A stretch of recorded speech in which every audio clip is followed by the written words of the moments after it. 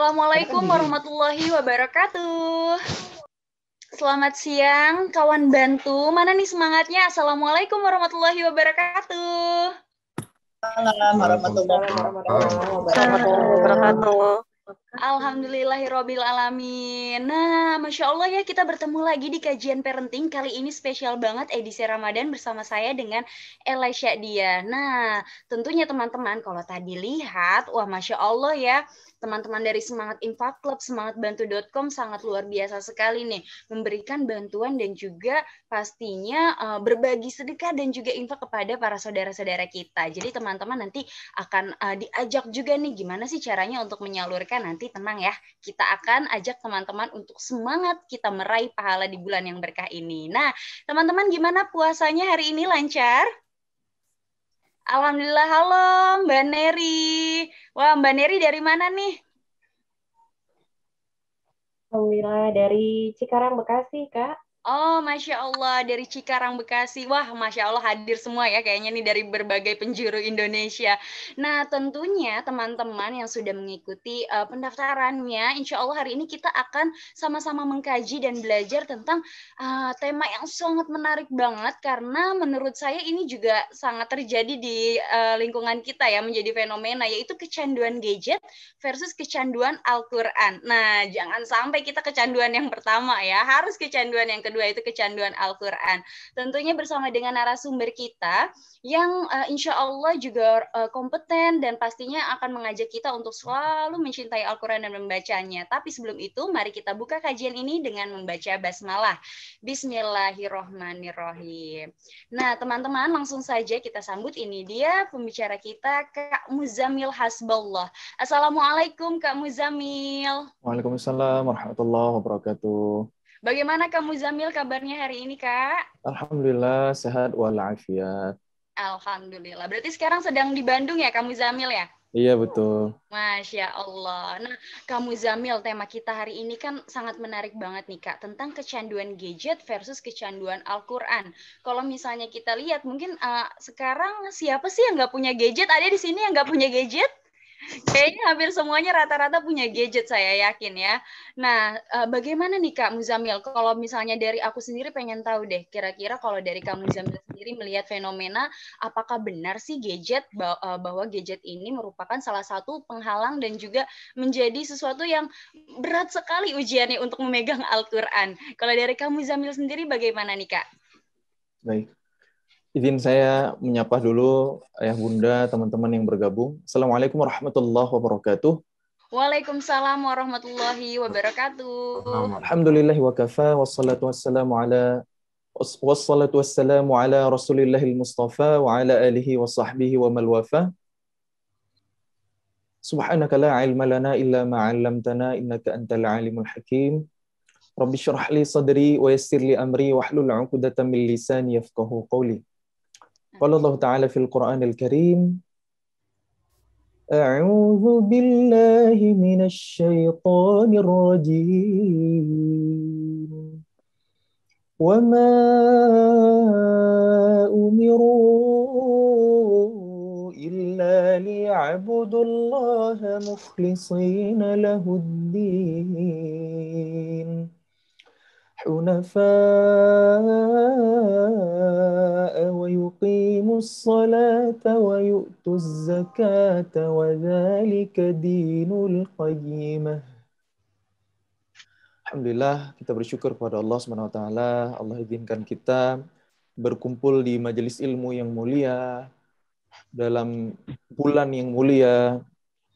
Mudah-mudahan Allah mudahkan jalan kita semua menuju ke predikat takwa dan menuju surganya. Amin. Amin. Salawat dan salam kita panjatkan kepada Allah, semoga terlimpah curah kepada seorang manusia mulia, insan pilihan, idola kita semua, Nabi Muhammad SAW. Mudah-mudahan dengan kita senantiasa bersalawat kepadanya, mengamalkan sunnah-sunnahnya, kita terpilih di antara umatnya kelak yang mendapatkan syafaat. Amin ya rabbal alamin. Baik, ayah bunda, teman-teman, sahabat-sahabat semuanya yang disayang oleh Allah Subhanahu wa taala. Tentu hidup di zaman hari ini nggak terlepas dari pengaruh digital ya. semua kita yang sekarang terhubung punya gadget ya. Kalau nggak gimana bisa zooming ya. Kalau nggak gimana bisa ikut kajian virtual. Nah, memang virtual gadget ini kalau kata ulama ya untuk zaman hari ini kan ibarat pisau lah. Tergantung digunakan untuk apa. Pisau digunakan untuk menyembelih hewan kurban dapat pahala. Tapi kalau digunakan untuk ngebacok orang ya berdosa. Jadi gitu juga dengan sosmed hari ini. Kalau digunakan untuk kebaikan, untuk kajian, untuk membaca Al-Quran, untuk streaming majelis ilmu, untuk silaturahim, itu kebaikan. Tapi kalau digunakan untuk sebaliknya, untuk kesia-siaan, permainan, games, atau bahkan untuk kemaksiatan, na'udzubillah min dzalik, maka jadi berdosa. Jadi gadget ini memang tergantung siapa yang menggunakannya. Dan kalau ada di tangan orang beriman ya, hari ini musuh-musuh Islam mencoba menjauhkan generasi kita ya, generasi Islam dari syariat, dari Al-Quran gitu. Tapi ternyata dengan tools yang mereka ciptakan, justru hari ini Islam lebih tersyiarkan ya. Dengan teknologi Zoom hari ini kita tersebar di berbagai tempat, tapi alhamdulillah bisa terhubung untuk bergabung di majelis ilmu. Hari ini kebaikan-kebaikan bisa tersyiarkan. Saya pribadi hari ini mensyiarkan Quran lewat sosial media, lewat Instagram, lewat YouTube gitu. Alhamdulillah. Jadi kalau ditanya tentang gadget, ya itu tadi. Gadget itu aslinya netral, tergantung digunakan untuk apa. Cuma memang yang jadi tantangan hari ini adalah pengaruh negatifnya itu lebih besar daripada pengaruh positif dari gadget gitu. Yang salah bukan gadgetnya, tapi yang belum maksimal adalah pendidikan terhadap anak-anak kita, terutama pendidikan iman. Pendidikan iman ini mahal sekali ya. Itulah yang tidak didapatkan oleh kurikulum hari ini. Di kurikulum pendidikan hari ini nggak ada pelajaran imannya. Dan bicara iman sebenarnya bukan teori ya, bukan textbook, bukan yang diujikan, bukan hafalan, bukan. Imam Al-Hasan Al-Basri rahimahullahu ta'ala berkata, al-iman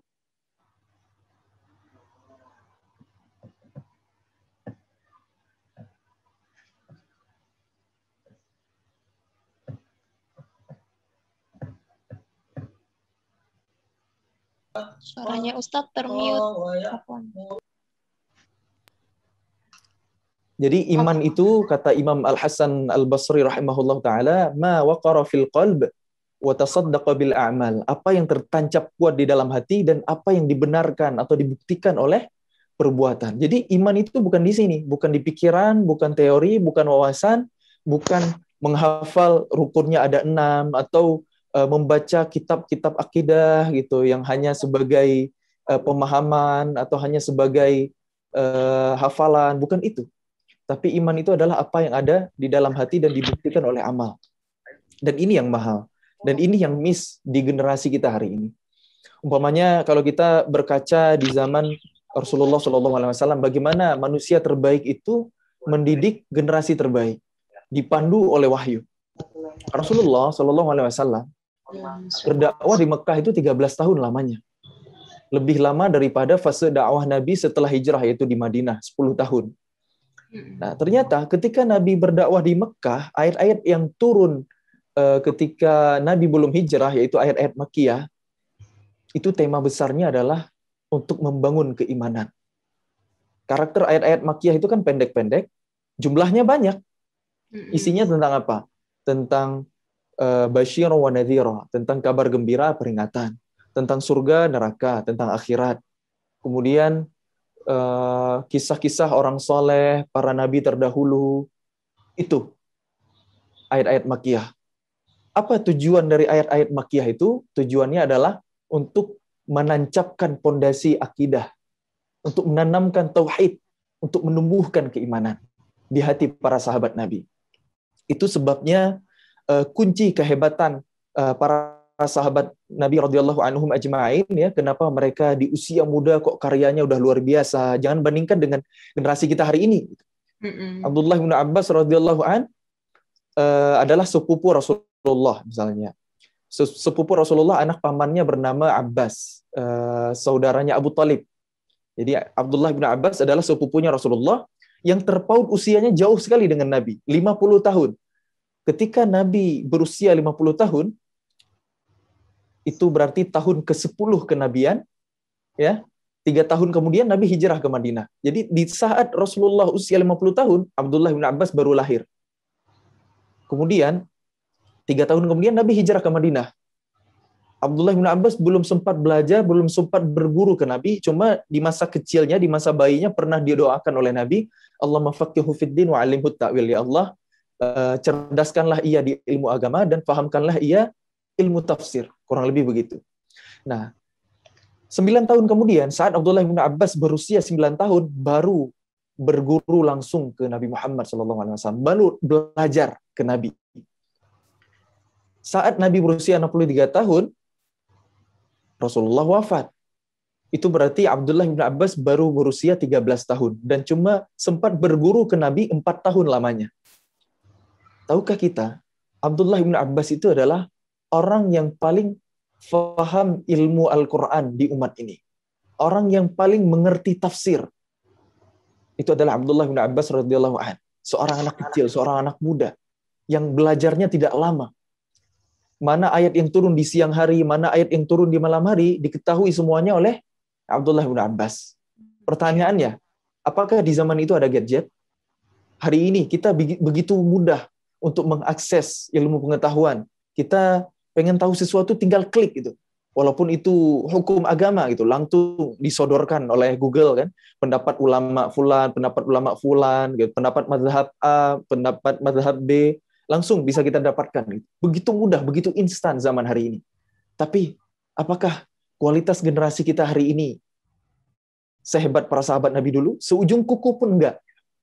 Padahal kalau ngomongin teknologi, nggak ada teknologi zaman itu. Semuanya serba manual. Bahkan kertas saja terbatas. Terus ilmu kemana? Ilmu itu langsung ditransfer ke dalam hati. Bukan dengan otak, bukan dengan lisan. Jadi, ad-dhabt bil qalb. Ad-dhabtus sudur. Jadi ternyata ilmu itu, ya, Quran itu, hadis itu, perkataan Nabi, ya, Abdullah bin Abbas juga satu di antara 7 sahabat yang meriwayatkan hadis paling banyak. Nah, ternyata ilmu itu disimpan di sini, di dada itu. Jadi menghafal Al-Quran itu bukan dengan otak, bukan dengan akal, bukan dengan kepala. Itulah salah definisi hari ini ya. Tapi menghafal yang benar itu dengan hati. Walaqad zara'na li jahannam katsiran minal jinni wal ins lahum qulubun la yafqahuna biha. Kebanyakan penghuni neraka itu adalah dari golongan jin dan manusia, kata Allah di surah Al-A'raf. Kenapa? Alasan yang pertama, sebab yang pertama adalah lahum qulubun la yafqahuna biha. Mereka punya hati, tapi mereka tidak berpikir dengannya. Jadi puncak pemikiran itu adalah dengan hati. Itu ya, kalau kita beriman kepada wahyu, kepada Al-Quran. Allah menyebutkannya demikian dan ulama juga menyampaikan. Jadi balik lagi ke tema kita, rahasia kehebatan para sahabat Nabi adalah karena mereka belajar iman sebelum Al-Quran. Nata'allamnal iman qabla Al-Quran. Kata para sahabat Nabi radhiyallahu anhum ajma'in. Islam ini agama yang mempunyai tahapan. Agama yang mempunyai urutan. Ada kurikulum. Ada tangga-tangga dalam Islam. Al-Islam itu asal katanya dari salama. Ya, selamat. Salam artinya damai, sejahtera. Sulam dalam bahasa Arab artinya tangga. Ternyata tangga dan Islam itu satu akar kata. Al-Islam dan sulam itu kan satu akar kata, salama. Itu menandakan bahwa dalam agama ini ada tahapan-tahapan. Ada tangga-tangga yang harus dinaiki. Dan kalau urutannya tidak sesuai, urutannya tidak benar, maka hasilnya pasti akan berbeda. Lihat para sahabat Nabi. Dididik oleh Nabi selama 13 tahun di Mekah, ya dengan ayat-ayat makiyah, yang itu maksudnya iman sebelum Quran ya, karena ayat-ayat makiyah itu bertujuan untuk menumbuhkan keimanan. 13 tahun lebih lama daripada di Madinah. Baru setelah hijrah ke Madinah turun ayat-ayat syariat, turun ayat-ayat perintah untuk beribadah, termasuk perintah untuk berpuasa di bulan Ramadan ini, itu turunnya di Madinah tahun kedua Hijriah, tepatnya di bulan Sya'ban. Nah, itu sebabnya tanpa iman kita akan memandang syariat ini adalah sebagai beban. Dan dengan iman, syariat Allah ini adalah kemuliaan, adalah kebahagiaan, adalah kenikmatan. Itu sebabnya perlunya urutan. 13 tahun bukan waktu yang singkat loh. Para sahabat Nabi yang dididik Nabi dengan iman itu, ya, dengan ayat-ayat iman, dengan dialog-dialog iman, di fase awal kenabian, di fase dakwah makiyah, begitu hijrah ke Madinah, turun ayat perintah, turun ayat larangan, turun syariat, mereka akan mampu berkata, qalu sami'na wa ata'na, kami mendengar dan kami patuh. Iman yang berbicara. Nah, hari ini misalnya kita punya anak ya, para bunda, ini saya lihat nih yang gabung ini banyak para bunda ya, dan tema kita juga hari ini, tema besarnya tentang parenting sebenarnya. Nah, generasi kita hari ini gitu ya, sudah kita ajarkan Quran dari kecil, kita sekolahkan di sekolah IT, ya, sekolah Islam kalau perlu. Kita masukkan ke pesantren. Tapi begitu besar gitu ya, kuliah di luar kota umpamanya, kok urusan sholat subuh aja telat gitu. Dia punya hafalan Quran kok nggak diulang lagi, nggak dimurajaah lagi gitu. Harus diingetin. Padahal sekolahnya sekolah agama terus loh. Kenapa hasilnya berbeda? Bahkan nggak jarang ya kita melihat, mohon maaf ya, terkadang ada yang hafal Quran gitu, bacaannya fasih luar biasa, tapi kok akhlaknya nggak mencerminkan Quran nih. Nah, itulah ada yang miss di tahapan. Apa itu? Iman. Itulah urgensi mengajarkan iman sebelum Al-Quran kepada generasi ini.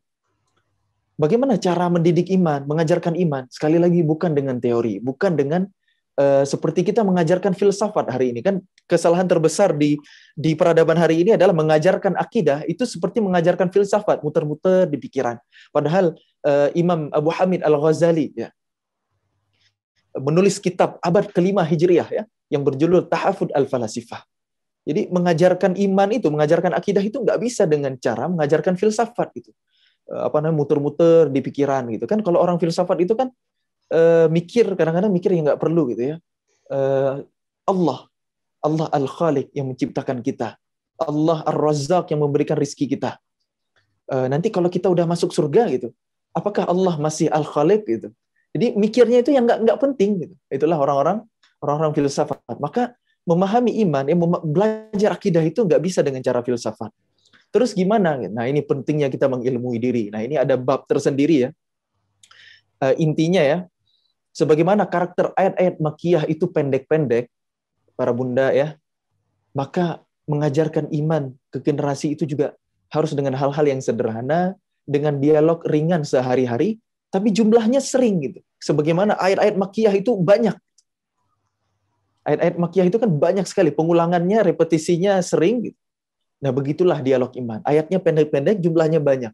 Menanamkan iman ke hati generasi kita, itu harus dengan hal-hal yang sederhana sehari-hari. Mulai dari dia kecil, bisa makan, alhamdulillah, ini rezeki dari Allah. Ketika anak bertanya segala sesuatu tentang fenomena alam, kita akan jawab, begitulah nak Allah menciptakan. Saya teringat ada riwayat dulu, Rasulullah SAW mengajak para sahabat muda ya untuk menikmati rembulan. Kemudian Rasulullah bersabda ya, saya riwayatkan secara makna, begitulah nanti di surga kalian akan memandang wajah Rabb kalian. Laksana kalian hari ini memandang rembulan. Tidak berdesak-desakan, tidak rebut-rebutan, tidak sikut-sikutan. Lega, tenang gitu. Jadi langsung terbayang oleh para sahabat, menikmati bulan langsung ingat akhirat. Jadi itulah dialog iman gitu. Ketika anak ingin sesuatu tapi belum kesampaian gitu, belum diizinkan sama Allah, nah kita kenalkan Allah dengan Asmaul Husna yang mulia gitu. Jadi pelan-pelan supaya benar-benar terinstal dalam dadanya. Ketika dia kita ajarkan Al-Qur'an, kita juga memberitahu bahwa Quran itu kalamullah yang mulia, kita ajarkan adab. Karena dalam tahapan kurikulum Islam itu kan ada 3 poin besar, iman sebelum Quran, adab sebelum ilmu, dan ilmu sebelum amal. Itu tahapan yang harus benar-benar dilalui kalau mau generasi itu hebat. Itu ya. Jadi urgensi mengajarkan iman ke generasi kita. Karena kalau udah selesai dengan iman, gitu ya, karena iman itu apa yang tertancap kuat di hati dan dibuktikan dengan amal, orang tua nggak harus ngawasin gitu ya, nggak harus pasang CCTV gitu. Dia akan melakukan ya amal soleh itu dengan kesadarannya, dengan dorongan iman yang ada dalam hatinya, bukan keterpaksaan. Jangan sampai hari ini kita bebani, kita paksa sholat, kita paksa hafal Quran, tapi yang terjadi adalah trauma syariat. Ini berbahaya, yang harus kita cermati betul-betul ya. Jangan sampai ya kelewat urutannya, sehingga yang terjadi di generasi ini adalah trauma syariat. Ya sudah kita ajarkan Quran, kita sekolahkan di sekolah agama, tapi akhlaknya belum baik. Gitu. Nah itulah kenapa mengajarkan iman itu urgennya luar biasa. Nah kita lihat lagi ya para sahabat Nabi yang dididik oleh manusia terbaik dan dipandu oleh wahyu gitu, dengan urutan kurikulum nubuwah, iman sebelum Quran, adab sebelum ilmu, ilmu sebelum amal. Hasilnya mereka di usia muda itu karyanya luar biasa. Tadi yang sudah saya kisahkan Abdullah bin Abbas radhiyallahu anhu, begitu luar biasanya di usia muda menjadi orang yang paling paham Al-Quran, satu di antara 7 sahabat Nabi yang meriwayatkan hadis sangat banyak. Cerdasnya luar biasa. Bahkan di usia 16 tahun ya, jangan bandingkan dengan generasi kita hari ini 16 tahun. Abdullah bin Abbas usia 16 tahun itu sudah menjadi staf ahli khalifah gitu. Kalau bahasa kita hari ini, udah jadi asisten khalifah, udah diberikan tugas-tugas yang sangat rumit. Di antaranya adalah Umar bin Khattab mengutus Abdullah bin Abbas untuk menjumpai orang-orang Khawarij. Jadi golongan Khawarij ini adalah golongan yang ada di zaman Nabi, di zaman para sahabat, yang ibadah mereka luar biasa, Quran mereka luar biasa. Kata Nabi, kalau kalian melihat ibadah mereka, kalian akan minder, kalian akan malu gitu. Begitu luar biasanya ibadah mereka. Tapi mereka meninggalkan Islam ini laksana busur meninggalkan panahnya. Akidah mereka sesat. Dan kalau mereka tidak bertobat, tempat mereka adalah di neraka. Nauzubillah min dzalik. Ini adalah golongan Khawarij. Kata Nabi, yaqra'unal Qur'an wa la yujawizu hanajirahum. Mereka membaca Al-Quran, tapi bacaan Quran mereka tidak melewati kerongkongan. Maksudnya apa? Tidak sampai ke hati. Tidak difahami dengan benar ya, sehingga sampai ke hati. Inilah orang-orang Khawarij. Nah, berbahayanya fitnah orang Khawarij ini, ketika ada orang yang tidak sependapat dengan mereka, tidak sepemahaman dengan mereka, halal darahnya. Mereka mudah mengkafirkan, takfiri, dan mereka mudah sekali untuk menumpahkan darah. Walaupun sahabat Nabi ketika berbeda dengan mereka bisa dibunuh. Tapi mereka menerima dialog ilmiah. Kalau bukan dalil dari Quran, kalau bukan dari hadis Nabi, mereka nggak mau terima. Tapi pemahaman mereka menyimpang, ekstrim. Nah, ternyata Umar bin Khattab cukup mengutus seorang anak muda usia 16 tahun, yaitu Abdullah bin Abbas, menjumpai mereka. Dalam satu majelis, 6.000 orang Khawarij. Debat, dialog ilmiah. Diajukan pertanyaan demi pertanyaan, kalah 6.000 orang Khawarij, dan kembali ke iman yang benar. Bahkan dalam riwayat yang lain, Abdullah bin Abbas pernah mengislamkan kembali 20.000 orang Khawarij dalam satu majelis. Itu anak muda usia 16 tahun. Jadi jangan dibayangkan dengan zaman hari ini ya. Itu zaman dulu loh. Teknologi belum secanggih sekarang. Ada Usamah bin Zaid usia 17 tahun jadi panglima perang. Kalau bahasa kita hari ini jadi jenderal besar. Memimpin pasukan jihad fisabilillah menghadapi Imperium Romawi. Meraih kemenangan yang luar biasa. Menggantikan seniornya Khalid bin Walid. Itu anak muda loh, 17 tahun. Jadi aslinya Islam ini diperjuangkan oleh pundak para pemudanya. 10 sahabat Nabi yang dijamin surga, ya, Abu Bakar, Umar, Utsman, Ali, Talha, Zubair, ya, dan lain-lain. 3 di antaranya, 3 di antaranya, cuma 3 di antara mereka yang di atas 30 tahun. 7 di antara mereka di bawah 30 tahun. Bahkan 5 di antara mereka, setengahnya, itu di bawah 20 tahun, usia ketika mereka masuk Islam. Jadi generasi muda. Itulah generasi muda Islam ya. Karena sedikit dari orang-orang tua yang mau beriman di zaman Nabi dulu. Abu Lahab, Abu Jahal ini kan senior, orang-orang tua.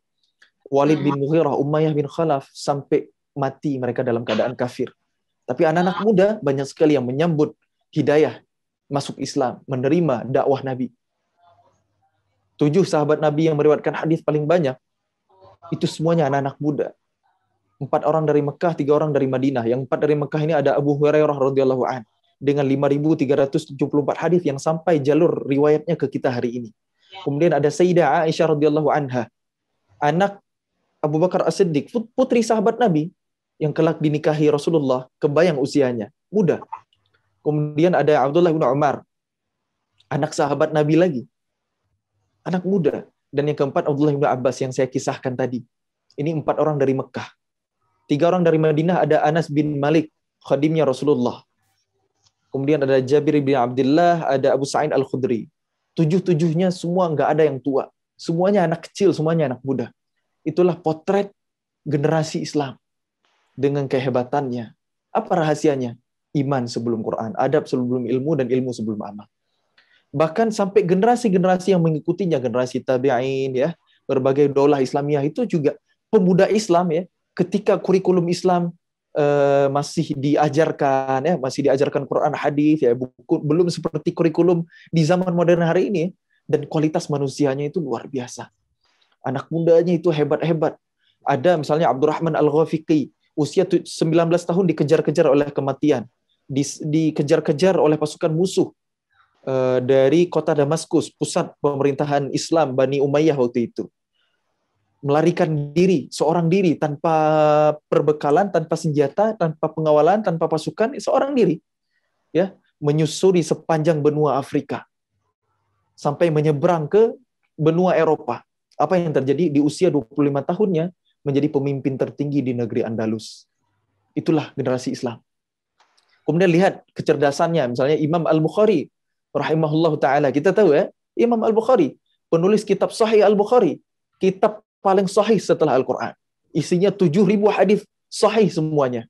Tahukah kita 7.000 hadis yang ditulis oleh Imam Al-Bukhari rahimahullahu taala ternyata itu hasil seleksi dari 200.000 hadis sahih yang dihafal oleh, dari 300.000 hadis dhaif yang dihafal oleh Imam Bukhari. Hadis dhaif ini adalah hadis lemah ya, dan 200.000, entah 100.000 ya, 100.000 hadis sahih. Kalau saya nggak salah antara 100.000 atau 200.000 hadis sahih yang dihafal oleh Imam Al-Bukhari. Kebayang, Imam Al-Bukhari itu bukan orang Arab, berasal dari Bukhara. Bukhara itu kalau hari ini di Uzbekistan.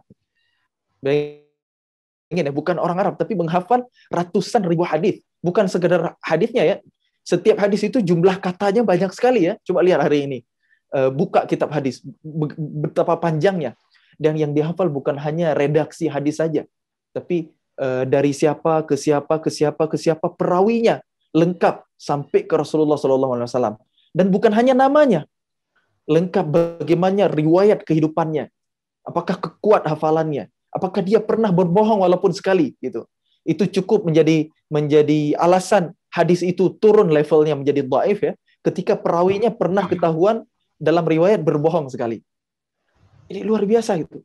Bayangin, kalau ada alat tes IQ ya di zaman Imam Bukhari, itu alat tesnya jebol, alat tesnya rusak. Bayangin gimana kecerdasan Imam Bukhari. Pertanyaannya, apakah di zaman itu ada gadget? Ada bisa telusuri dulu riwayatnya gitu.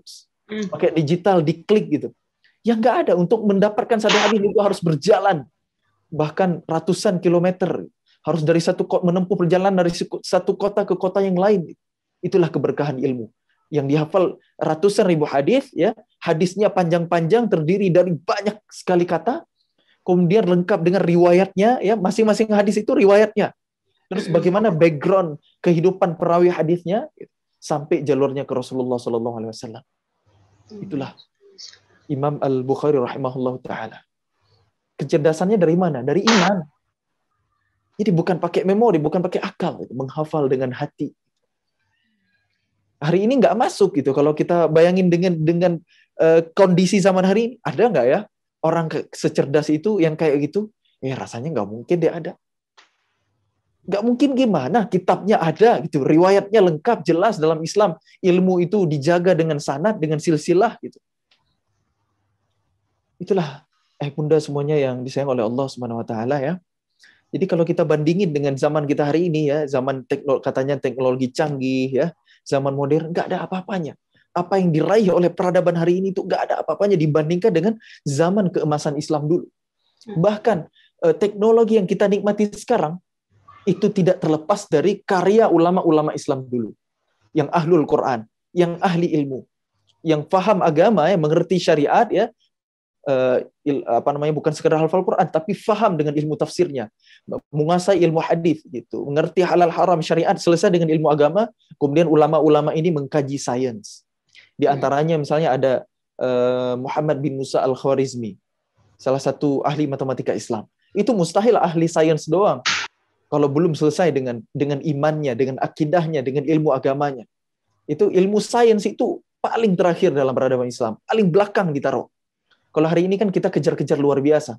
Para orang tua tuh silau gitu. Pokoknya anak saya ini harus diterima di jurusan IPA, harus bisa masuk ke kampus favorit, harus bisa jadi dokter, jadi insinyur, jadi arsitek. Itu kan kesilauan orang tua hari ini kan itu. Ilmu alam kan. Kalau ada anak yang paling pintar jadi dokter. Kenapa? Karena dokter itu masa depannya cerah. Jadi obsesinya itu dunia. Makanya ilmu hari ini jauh dari kata keberkahan. Beda dengan ulama-ulama dulu. Ilmu agama dulu yang dinomorsatukan. Kalau hari ini kan ilmu umum, nggak ada yang salah dengan itu. Saya pun hari ini lulusan ITB. Gitu. Profesi saya adalah arsitek. Gitu. Gelar saya ST. Masuk ITB katanya susah, menjadi idaman banyak siswa gitu ya, idaman banyak orang tua supaya anaknya diterima di ITB katakanlah. Itu silaunya kita di zaman hari ini ya. Padahal kalau kita runut ya secara urutan para bunda yang disayang oleh Allah Subhanahu wa taala, antara ilmu alam dan ilmu sosial aja, kita nggak bicara ilmu agama ya. Ilmu alam dan ilmu sosial, ilmu alam itu kan mengkaji interaksi ilmu alam itu kan mengkaji tentang batu, tumbuhan, hewan, mesin, kan itu ya. Kalau ilmu sosial kan mengkaji hubungan interaksi antar manusia. Kira-kira lebih mulia mana derajat manusia dan batu, manusia dan mesin, manusia dan hewan? Lebih mulia derajat manusia. Terus kenapa kita memandang hari ini ilmu alam di atas ilmu sosial? Jurusan yang keren itu, yang bergengsi itu ya ilmu alam lah. Ya nomor 2-nya ilmu sosial. Paling terakhir agama kalau gitu. Maka nggak heran ya sebagian besar orang tua hari ini masih punya mindset kalau ada anak yang nakal, nggak bisa diurus, nggak bisa diatur, kirim ke pesantren buat direhab. Kalau ada anak yang pintar, sekolahin tinggi-tinggi sampai jadi sarjana, kalau perlu S2, S3 gitu, sampai menyandang gelar profesor. Jadi kapan umat ini akan bangkit kalau begitu mindsetnya? Padahal Quran butuh orang yang sangat cerdas untuk memahaminya. Nggak bisa sembarangan orang. Harusnya ilmu yang paling tinggi itu adalah ilmu agama. Itulah yang terjadi di zaman keemasan Islam dulu. Allah berfirman, Innama yakhshallaha min ibadihil ulama. Sesungguhnya hamba-hamba Allah yang paling takut kepada Allah adalah mereka al-ulama, para ahli ilmu. Itu hamba-hamba Allah yang paling takut kepada Allah. Maka ulama-ulama dulu ketika mengembangkan ilmu, karena urutan belajarnya sesuai ya, iman sebelum Quran, adab sebelum ilmu, ilmu sebelum amal, ilmu agama, ilmu Quran sebelum yang lain-lain, bahkan Quran dijadikan sumber referensi ilmu tertinggi. Jadi apapun bidang ilmu yang dikembangkan kemudian hari selalu digunakan untuk memudahkan ibadah kepada Allah. Matematika. Kenapa Muhammad bin Musa al-Khwarizmi mengembangkan matematika? Ditemukan teori aljabar, ditemukan tabulasi sinus, kosinus tangan, ditemukan angka 0 pertama kali dalam sejarah peradaban matematika. Karena sebelum itu dunia menghitung dengan angka Romawi. Untuk apa dikembangkan matematika? Untuk memudahkan ibadah kepada Allah. Ilmu faraid tentang warisan, itu pakai matematika. Menghitung potensi zakat di umat, pakai matematika. Mengelola harta baitul mal, butuh matematika. Jadi matematika itu untuk memudahkan ibadah kepada Allah. Dan digunakan sampai hari ini. Berkah ilmunya. Coba lihat hari ini. Teknologi digital yang kita nikmati, yang kita gunakan hari ini, tidak akan berfungsi tanpa adanya algoritma. Algoritma itu berasal dari algorithm, ya, bahasa Latinnya, dan ternyata berasal dari bahasa Arab. Al-Khawarizm. Al-Khawarizmi. Wallahu a'lam. Itulah Muhammad bin Musa al-Khwarizmi, ahli matematika Islam. Jadi tanpa matematikanya Al-Khwarizmi ya, tanpa algoritma, tanpa aljabar, kita nggak bisa menikmati kecanggihan teknologi digital hari ini. Jadi peradaban hari ini berhutang banyak kepada ulama Islam, kepada peradaban Islam dulu. Karena peradaban Barat, peradaban Eropa, Amerika yang hari ini kita kagumi, yang kita anggap hari ini mereka terdepan, mereka lebih maju, mereka lebih canggih, ternyata sebelum mereka mencuri ilmunya orang Islam, mereka peradaban yang tidak ada apa-apanya. Bahkan orang Eropa sendiri yang mengatakan, dari abad ke-6 sampai abad 15, mereka berada di fase Dark Ages, zaman kegelapan. Bukankah itu zaman kejayaan Islam? Abad ke-6, Rasulullah diutus. Abad 15, runtuhnya Islam di Eropa. Jadi selama 1000 tahun itu, Islam yang memimpin bumi ini. Kesejahteraan, kemakmuran, itu dirasakan oleh penduduk bumi. Bukan seperti hari ini. Dengan kapitalisnya, dengan ekonomi ribawinya, yang kaya makin kaya, yang miskin makin miskin. Indonesia, negara dengan kekayaan sumber daya alam yang luar biasa. Gemah, ripah, loh jinawi. Tapi kok masyarakatnya nggak kunjung sejahtera. Bahkan anak baru lahir sudah menanggung hutang 20-an juta rupiah. Karena hari ini dengan hutang negara. Karena hari ini pemerintahan tidak jalankan dengan syariat kan. Itu realitas hari ini, apa boleh buat gitu. Padahal hutang itu ya kan puncak dari ilmu ekonomi hari ini apa? Kuliah S2, S3 ujung-ujungnya ngapain? Hutang gitu. Padahal dalam Islam itu hutang itu darurat gitu. Diatur guys. Sangat panjang ayat-ayat tentang muamalah. Bahkan ayat paling panjang dalam Quran itu Quran surah Al-Baqarah ayat 282. Ya ayyuhalladzina amanu idza tadayatum bidainin ila ajalin musamman faktubuh. Itu ayat tentang muamalah, ayat tentang hutang piutang. Begitu rinci Islam mengaturnya. Tapi hutang itu tidak dijadikan sistemik gitu. Karena Nabi tidak mau menyolatkan sahabat yang masih punya hutang gitu. Kalau udah ada yang nanggung hutangnya baru mau disolatin sama Nabi. Salat jenazahnya ketika ia mati. Nah, sudah dingin kulitnya, ketika sudah dilunasi hutangnya, sudah ditanggung hutangnya. Karena hutang itu tidak bisa ditebus, walaupun dengan pahala syahid fisabilillah. Luar biasa. Hari ini, kalau Rasulullah masih hidup, nggak ada yang mau disolati sama Nabi. Kenapa? Pada punya hutang. Gitu. Kredit. Gitu ya. Kredit ini, itu. Maka, itulah peradaban hari ini. Gitu. Indonesia negara kaya, tapi masyarakatnya tidak kunjung sejahtera. Yang hilang adalah keberkahannya. Maka ini PR besar buat kita. PR kita untuk menghadirkan generasi yang membangkitkan kembali kejayaan Islam. Karena ke depan adalah masa kebangkitan Islam. Walaupun bukan dalam waktu yang singkat, mungkin 10, 20, atau bahkan 50 tahun ke depan, kita tidak tahu ya. Karena tanabbu Rasulullah, Konstantinopel akan dibebaskan, ya, kotanya Heraklius. Itu sudah terjawab lewat pemimpin terbaik dan pasukan terbaik, yaitu Muhammad Al-Fatih. Tapi Roma belum. Entah Roma di Italia atau Amerika sebagai pewaris Imperium Romawi yang sah hari ini, entah lewat perang atau lewat diplomasi, wallahu a'lam. Kita nggak tahu, tapi yang jelas dunia akan kembali dipimpin oleh kaum muslimin. Sebelum kiamat terjadi, Islam akan kembali berjaya di muka bumi dan syariat Allah akan kembali tegak. Itu pasti keyakinan kita sebagai orang beriman. Tapi ketika momentum itu datang, pertanyaannya kita jadi pemain atau penonton. Apakah kita ikut memberikan sumbangsih ya? Walaupun hanya mungkin menanamkan pendidikan iman, pendidikan Al-Quran kepada anak-anak kita, kepada generasi kita, yang kelak akan diteruskan perjuangannya oleh mereka. Apakah kita ikut berjuang? Nah, ini pertanyaannya, jawabannya ada di kita masing-masing hari ini. Maka ayah bunda semuanya yang disayang oleh Allah SWT, kita harus meluruskan kembali mindset kita ya, bahwa syariat Allah di atas segalanya, bahwa Islam ini adalah ad-dinullah, ya, agama yang hak, agama yang benar sisi Allah. Inna dina indallahil Islam. Sudah pasti aturan-aturan syariat yang ada di dalamnya yang paling baik buat umat manusia. Karena udah terbukti kalau kita belajar sejarah peradaban Islam ya, ketika dunia dipimpin oleh kaum muslimin ya, kesejahteraan, keadilan itu dirasakan oleh penduduk bumi. Bahkan standar kemiskinan itu naik. Umar bin Abdul Aziz hanya memimpin 3 tahun lama, kurang dari 3 tahun, 29 bulan doang. Tapi ternyata sulit sekali menemukan mustahik zakat. Kenapa? Karena standar kemiskinannya itu naik. Orang punya gaji katakanlah 10 juta kalau di zaman kita hari ini. Punya kendaraan, punya mobil, punya rumah, punya aset pribadi.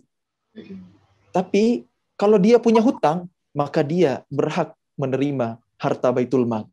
Dia berhak menerima zakat. Kenapa? Karena standar kemiskinannya itu naik gitu. Padahal luar biasa ya, ketika Umar bin Abdul Aziz baru menjabat itu mewarisi hutang negara ya, permasalahan negara itu sangat rumit, tapi itulah ketika dipimpin oleh seorang ahlul Quran yang ahli ilmu, yang takut kepada Allah, yang melakukan reformasi luar biasa ya.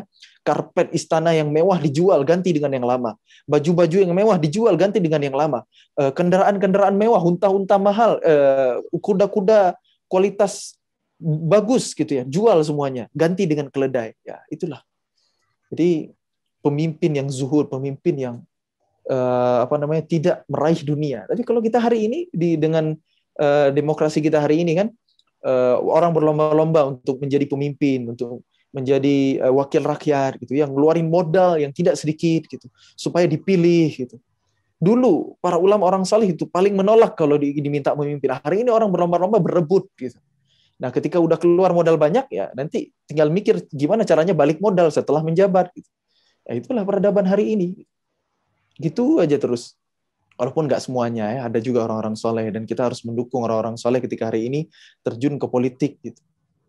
Tapi tetap tidak akan pernah sampai ke cita-cita yang ideal ketika kita tidak memperbaiki generasi ini.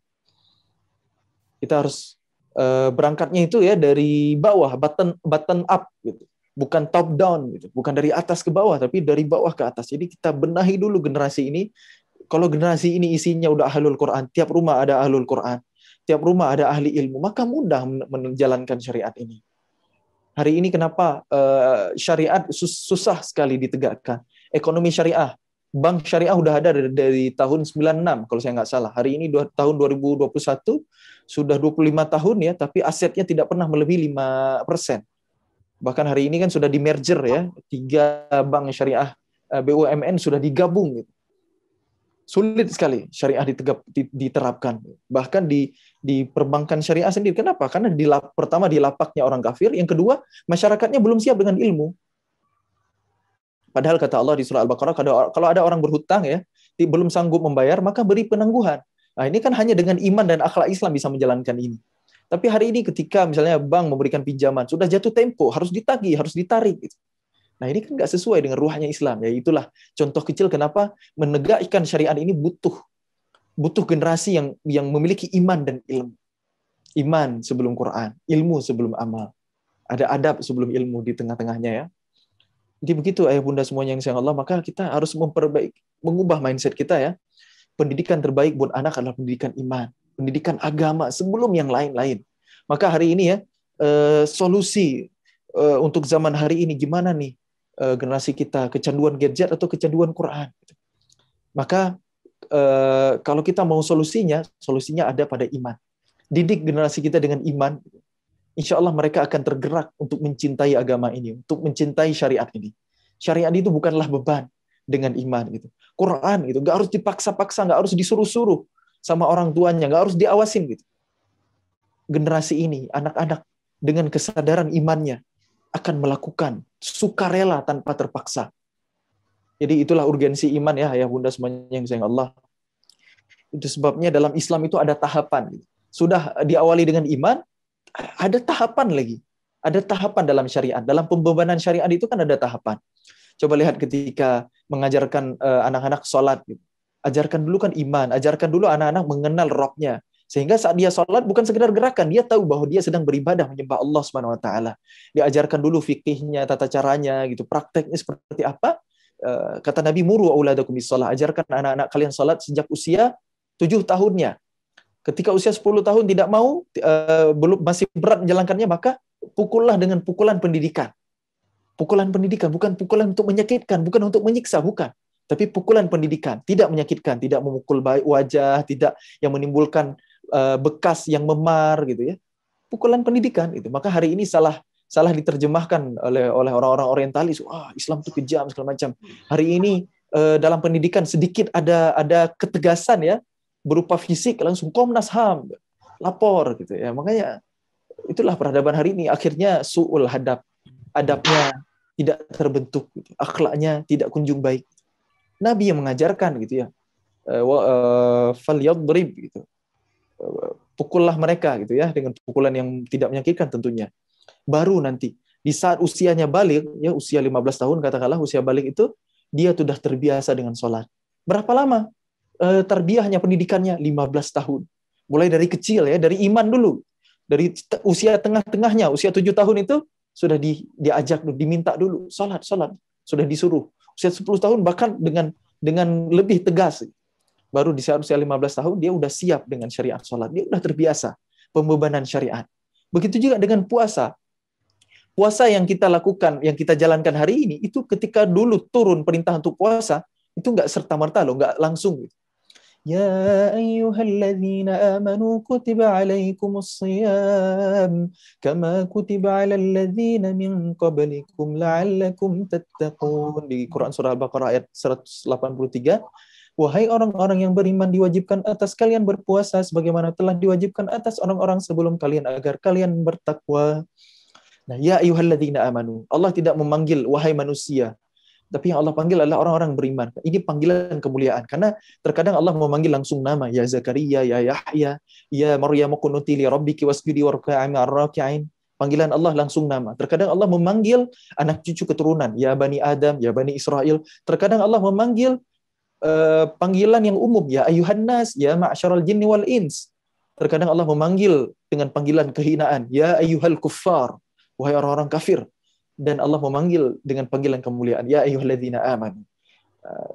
Panggilan iman itu adalah panggilan kemuliaan. Maka wujud kemuliaan, wujud kasih sayang Allah kepada orang beriman, pasti Allah akan menurunkan sesuatu yang baik buat kita. Bukan sesuatu yang membebani atau tidak baik buat kita. Seperti orang tua yang sayang sama anak, pasti akan berusaha membahagiakan anak, memberikan yang terbaik buat anak, memenuhi permintaan anak selama itu baik. Kalau yang diminta anak nggak baik, akan dijauhkan, akan dilarang, itu untuk kebaikan anak. Itulah wujud sayang. Nah, panggilan iman itu adalah panggilan kasih sayang Allah kepada kita. Maka ketika Allah wajibkan kita puasa, kutiba alaikumus syiyam, puasa itu pasti yang terbaik buat kita. Nggak mungkin puasa itu adalah beban. Sehingga Allah sampaikan dengan bahasa yang ringan, bahasa yang mudah. Bukan wajib bagi kalian berpuasa, nggak langsung, tapi dengan kata kutiba alaikumus syiyam. Kutiba itu kataba. Asal katanya dari kataba, artinya menulis. Kutiba itu telah dituliskan, telah disyariatkan, yang berarti wajib sebenarnya. Karena al-amru yadullu 'alal wujub. Perintah itu menunjukkan kepada yang wajib. Kaidahnya ya, selama tidak ada dalil yang menghalanginya atau membatalkannya. Kama kutiba 'alal ladzina min qablikum, sebagaimana telah diwajibkan atas orang-orang sebelum kalian, la'allakum tattaqun, agar kalian bertakwa. Ternyata ibadah puasa ini adalah ibadah yang udah ada sejak zaman Nabi Adam alaihissalam. Sampai kita umat Nabi Muhammad. Ada terus syariat di setiap zaman, di setiap nabi, di setiap kaum yang Allah utus, seorang rasul, seorang nabi, selalu ada puasanya. Karena nggak semua syariat diteruskan. Contoh menikah dengan saudara kandung, saudara-saudara itu hari ini haram, nggak boleh. Tapi di zaman Nabi Adam itu boleh, karena nggak ada pilihan lain. Itu contoh syariat yang tidak diteruskan. Nah, puasa diteruskan terus. Karena ternyata kalau ditinjau, wa antasumu khairul lakum, kalau ditinjau dari segi ilmu manapun, puasa itu pasti yang terbaik. Menyehatkan, mendetoksifikasi racun-racun yang ada di tubuh kita, mengistirahatkan organ tubuh dan lain sebagainya. Dan puncaknya adalah la'allakum tattaqun, agar kalian bertakwa. Ternyata puasa adalah ibadah termudah untuk mengantarkan kita ke derajat tertinggi. Nah, takwa itu bukan sekedar taat perintah, menjauhi larangan, bukan sekedar itu. Karena nggak ada bedanya dengan robot. Robot dengan kecanggihan teknologi hari ini bisa aja diprogram. Robot salat, robot puasa, nggak dikasih cas, nggak dikasih baterai, bisa banget.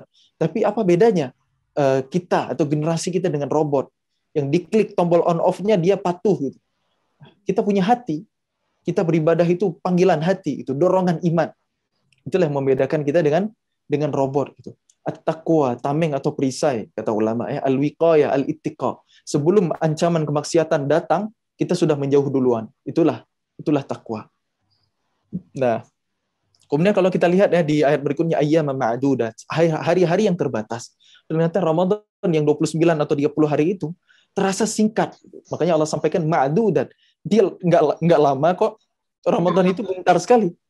Ma'dudat itu bahkan rasanya seperti 9 hari. Faman kana minkum maridan aw ala safarin fa'iddatun min ayyamin ukhra. Siapa di antara kalian yang sakit atau sedang dalam perjalanan, maka dia boleh tidak berpuasa dan menggantinya di hari yang lain. Kemudian wa 'alal ladzina yutiqunahu fidyatun ta'amu miskin. Dan bagi orang yang mampu, kalau kita lihat di terjemah itu bagi orang yang tidak mampu berpuasa.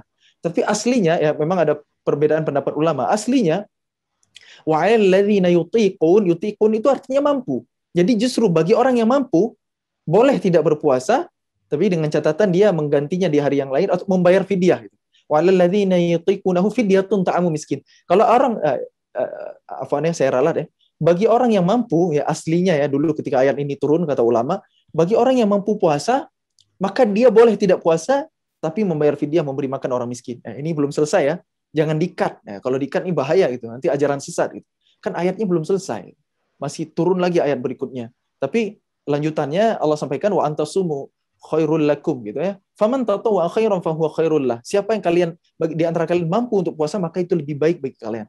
Wa antasumu khairul lakum, dan puasa kalau ditinjau dari segi ilmu manapun selalu lebih baik. In kuntum ta'lamun, jika kalian mengetahui. Baru setelah turun ayat 186 ya, yang bunyinya di bagian tengahnya faman syahida minkum syahra falyasum. Siapa yang menyaksikan atau hadir di bulan Ramadan maka wajib baginya berpuasa. Maka berpuasalah, itu wajib baginya berpuasa. Jadi ayat yang sebelumnya itu disempurnakan dengan ayat berikutnya. Jadi nggak berlaku lagi. Tapi masih ada keringanan dari Allah. Wa man kana maridan aw ala safarin fa iddatu min ayyamin ukhra. Siapa yang di antara kalian sakit atau sedang perjalanan maka boleh tidak puasa dan menggantinya di hari yang lain. Jadi aslinya dulu puasa ya dalam pembebanan syariatnya nggak langsung wajib mutlak, nggak 30 hari nggak. Para sahabat Nabi sehat, mampu, boleh nggak puasa, tapi bayar fidyah gitu. Dulu ibadah puasa itu masih opsional, masih pilihan. Di awal-awal turun syariat puasa.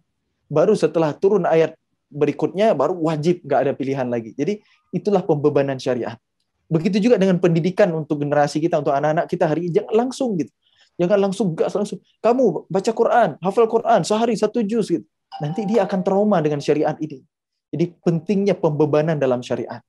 Apalagi anak kita yang hidup di akhir zaman gitu. Orang tua ilmunya juga terbatas gitu. Pendidikan imannya juga nggak sempurna untuk anak-anak gitu. Gimana akan kita paksa gitu generasi kita? Jangan sampai dia ketika dia trauma syariat, maka dia yang dia cari apa? Yang kebalikan dari ibadah, kebalikan dari syariat gitu, maksiat gitu. Maka jangan heran kalau dia gunakan gadget gitu ya untuk kemaksiatan atau minimal untuk kelalaian, untuk kesia-siaan, untuk bermain games, dia candu untuk scrolling medsos gitu, dikendalikan oleh gadget. Harusnya kita ya dengan iman kita mengendalikan gadget. Pada satu titik ketika kita kita kecanduan ya, ini scroll sosial media nggak ada habis-habisnya, ngabisin waktu kita. Kalau kita lihat di analitik gitu ya, misalnya di Instagram kita dalam sehari kita habiskan waktu berjam-jam gitu, misalnya untuk Instagram, untuk YouTube atau untuk apapun, untuk gadget gitu ya. Maka di tahap itu harusnya ya, kalau kita punya iman, jangan biarkan diri kita dikendalikan oleh gadget. Harusnya kita lah yang mengendalikan gadget. Nah, terus ngapain dong? Harusnya ya lebih dekat dengan Al-Quran. Nah, para sahabat Nabi dulu kedekatan mereka dengan Quran melebihi kedekatan kita dengan gadget hari ini. Kenapa? Karena mereka punya iman. Karena mereka merasa butuh, merasa nikmat dengan Quran. Karena mereka faham Quran. Hari ini kan tanpa iman, ya, tanpa pemahaman bahasa Arab, gitu, tanpa pemahaman yang utuh terhadap Al-Quran. Hari ini kan Quran masih terasa beban di generasi kita, termasuk di kita hari ini. Padahal kata Allah dalam surah Taha, ma anzalna 'alaikal Qur'ana litashqa.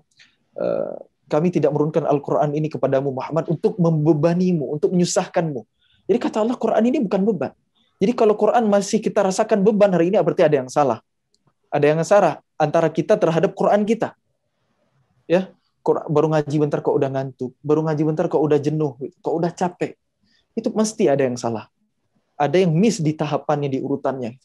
Mungkin iman kita bermasalah ya, iman sebelum Qurannya nggak sempurna, atau adab sebelum ilmu ya. Adab-adab kita terhadap Al-Quran gimana? Berwudu nggak kita? Menutup aurat nggak kita membacanya? Menghadap kiblat nggak kita? Bersiwak dulu nggak kita? Dan ilmu sebelum amal gitu. Apakah kita berusaha mengamalkan Al-Quran yang kita pelajari itu? Atau jangan-jangan hari ini Quran sebatas kita baca? Itu adalah kebaikan ya. Kita membaca Al-Quran, belum paham apa yang kita baca, itu adalah kebaikan. Setiap huruf, kata Nabi, 1 pahala Allah lipat gandakan menjadi 10 kebaikan, 10 pahala. Kata Nabi, alifun harfun, wa lamun harfun, wa mimun harfun. Alif lam mim itu bukan 1 huruf, tapi 3 huruf. Masing-masing ada pahalanya. Dan ketika seseorang masih belajar, masih terbata-bata, ternyata bukan berkurang pahalanya. Malah Allah kali 2 ajran, kata Nabi. Tapi bagi yang sudah menguasai, alladzi yaqra'unal Qur'an fahuwa mahir ma'asafaratil kiramil bararah, akan bersama malaikat yang mulia. Itu di luar Ramadan. Membaca saja pahalanya luar biasa.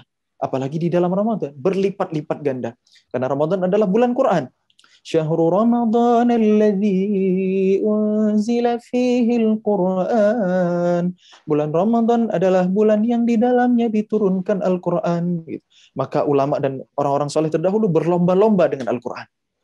Imam Malik rahimahullah ta'ala menutup kajian hadis. Beliau menasihati murid-muridnya, pulanglah kalian ke rumah-rumah kalian untuk membersamai Al-Quran. Saking istimewanya Quran dengan Ramadan ini. Kemudian Imam Asy-Syafi'i rahimahullahu taala selama Ramadan mengkhatamkan Al-Quran 60 kali. Artinya sehari 2 kali khatam. Kalau kita hari ini mungkin sebulan sekali, 2 kali, alhamdulillah khatam. Ini sehari 2 kali khatam. Itu Imam Asy-Syafi'i rahimahullahu taala, karena Ramadan ini adalah memang bulan Quran. Bulan untuk memperbanyak bacaan Quran, bulan untuk memperbanyak khataman Quran.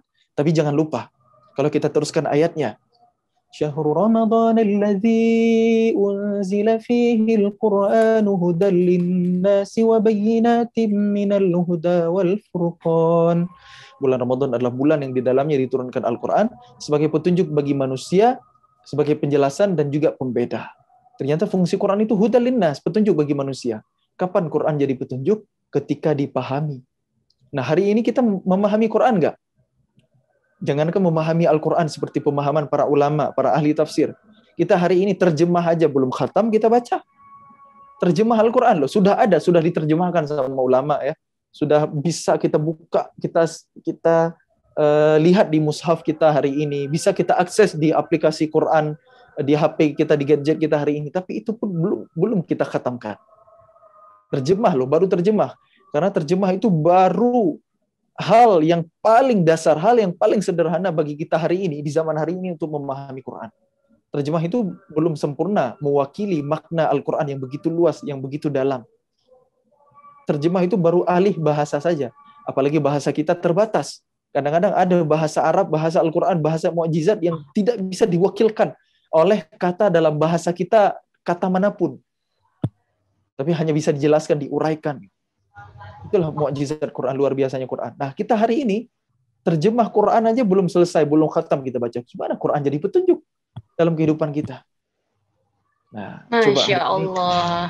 Jadi di samping kita membaca Al-Quran, kita juga harus menghatamkan terjemahnya ya. Yang lebih baik lagi dengarkan penjelasan ulama, duduk di majelis ilmu, buka kitab-kitab tafsir, pelajari bahasa Arab. Agar Quran itu menjadi petunjuk dalam kehidupan kita, dan puncaknya Quran menjadi Al-Furqan. Bukan hanya membedakan kita mana yang hak dan batil, tapi Quran akan mengubah kita, membedakan kita antara orang yang dekat dengan Quran dan orang yang jauh atau bahkan tidak kenal Al-Quran. Caranya apa? Caranya gimana? Quran itu bukan sekedar dibaca, tapi dipahami agar bisa diamalkan dalam kehidupan. Wallahu a'lam bishawab. Amin. Nah, Masya Allah, terima kasih Kak Muzammil. Tadi materinya luar biasa banget. Dan pastinya teman-teman di sini kayaknya udah nggak sabar ya. Betul, saya setuju sekali. Kalau misalnya berbicara tentang gadget, tentang Al-Quran, mana sih yang harus kita mulai kecanduan? Pastinya kita juga ingin yang lebih baik untuk para ananda kita di rumah ya. Ingin anak-anaknya menjadi para penghafal Al-Quran, yang dekat dengan Al-Quran. Dan tentunya hal itu harus kita benahi dulu nih dari pondasinya, yaitu iman ya, kata Kak Muzammil. Jadi silakan teman-teman yang ingin bertanya, boleh langsung saja silahkan menitipkan pertanyaannya di grup WhatsApp yang sudah teman-teman join di dalamnya, karena pertanyaan hanya melalui WhatsApp ya teman-teman. Silahkan teman-teman sambil beristirahat, insya Allah setelah ini kita akan ada tanya jawab bersama dengan Kak Muzammil. Jadi langsung saja siapkan pertanyaan yang terbaik melalui grup WhatsApp. Oke teman-teman, selanjutnya sambil beristirahat yuk kita simak dulu video yang mau lewat ini. Ini dia.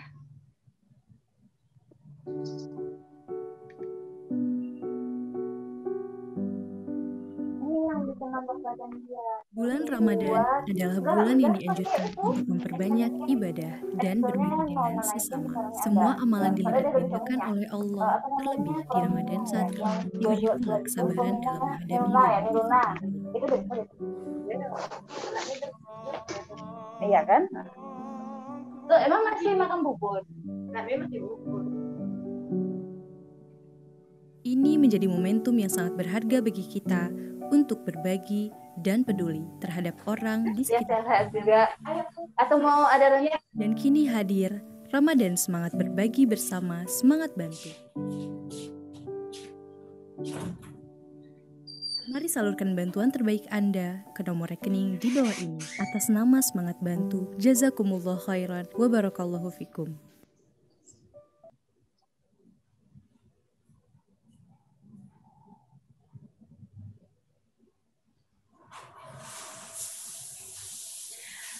Nah, Masya Allah teman-teman, tentunya di Ramadan ini Alhamdulillah kita bisa berkumpul dan berjumpa lagi dengan Ramadan. Jadi kita pastinya manfaatkan momentum ini untuk semangat berbagi ya di bulan yang penuh berkah ini. Dan pastinya kita juga harus mendukung untuk program Ramadan yang ada di semangatbantu.com nih teman-teman. Dan tentunya program Ramadan ini bagus-bagus banget dan ada beberapa program yang sangat menarik. Di antaranya adalah program berbagi paket puasa, berbagi nutrisi Ramadan, terus juga ada berbagi kado lebaran, dan serta infak gandum untuk saudara-saudara kita yang ada di Palestina. Dan pastinya ini juga teman-teman insya Allah bagus sekali ya. Mudah-mudahan ini akan menjadi wasilah juga nih ya Kak Muzamil, agar kita semangat untuk menjalankan ibadahnya, semangat untuk mulai kecanduan dengan Al-Quran, dengan melalui banyak sedekah dan juga banyak berinfak. Bukan begitu Kak Muzamil? Iya. Gimana nih Kak tentang infak, terus juga berbagi sedekah, bisa nggak sih sebenarnya itu dijadikan alasan semoga ini menjadikan kita semakin beriman dan pastinya semangat membaca Al-Quran? Gimana nih Kak? Ya, Rasulullah SAW adalah pribadi yang sangat dermawan. Memasuki bulan Ramadan, dalam riwayat Rasulullah itu bertambah-tambah kedermawanannya. Nah, sedekah itu bahasa Arabnya kan sadaqah. Sadaqah berasal dari kata sadaqah yang artinya benar. Dan memang kaidahnya was sadaqatu burhan. Sedekah itu adalah bukti keimanan seseorang. Abu Bakar mendapatkan gelar As-Siddiq ya radhiyallahu an. As-Siddiq yang benar, yang membenarkan. Orang yang paling benar imannya itulah Abu Bakar As-Siddiq radhiyallahu an. Terbukti dari infaknya. Kalau kita bandingkan ya, kalau kita compare ya, tentu dua sahabat ini adalah sahabat yang mulia yang dijamin surga, yaitu Abu Bakar dan Umar bin Khattab radhiyallahu an. Nah, Abu Bakar As-Siddiq dalam suatu kesempatan berinfak 100% dari hartanya. Sedangkan Umar bin Khattab 50% dari hartanya. Ketika ditanya oleh Rasulullah, apa yang kau tinggalkan untuk keluargamu ya Abu Bakar? Allah dan Rasulnya. Di Allah dan Rasulnya yang ditinggalkan. Semuanya 100% diberikan. Karena itu boleh ya, selama seseorang itu sehat ya, dalam keadaan sehat, kuat ya, tidak terikat dengan kematian gitu ya. Maksudnya bukan sakit sekarang udah mau mati baru infak semuanya kan nggak bisa. Apalagi kalau punya ahli waris, ada hak ahli waris di sana, maksimal cuma boleh 1/3 kan infaknya kalau terikat dengan kematian. Jadi infak yang terbaik itu adalah saat kita saat kita lapang, saat kita punya ambisi untuk dunia gitu. Atau bahkan di riwayat yang lain Rasulullah juga bersabda, afdhalus shadaqah jahdul muqil. Infak terbaik itu adalah di saat keadaan sulit gitu. Jadi saat keadaan sulit kita masih bersedekah, kita masih berinfak, itu adalah infak terbaik. Nah, jadi itulah sedekah ya. Tapi ngomong-ngomong soal sedekah, ngomong-ngomong soal sedekah ya, sedekah itu adalah amal sosial, amal kebaikan sesama yang paling umum. Jadi kalau ayah bunda bisa membayangkan ya, kalau ada lingkaran bulat gitu ya, lingkaran paling bulat, yaitu ring terluarnya itu adalah sedekah. Karena di dalamnya nanti ada infak, itu ring kedua, di dalamnya nanti ada dua kecil-kecil, ada wakaf, ada zakat gitu. Nah, sedekah itu yang paling luar gitu.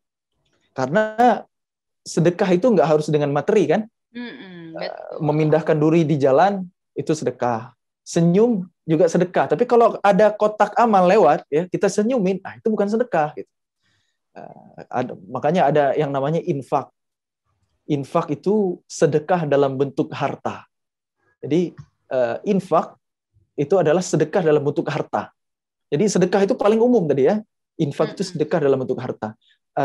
Infak berasal dari kata nafaqah. Nafaqah itu artinya terowongan.